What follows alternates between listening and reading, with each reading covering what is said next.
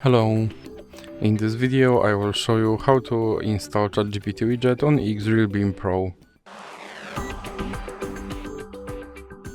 So you have to start by opening your Google Play Store, then click on search bar and type in on search, and now type in Wally AI and click search, and here click install.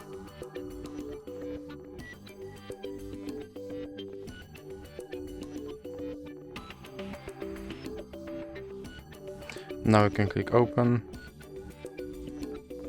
and now click this button to skip introduction, then click not now and click open permissions.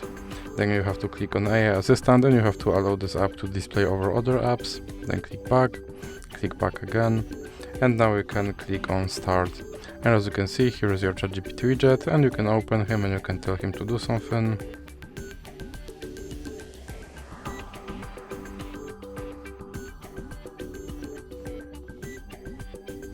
And as you can see, he responded. And if you want to remove him from your screen, simply drag him into the X icon in the middle.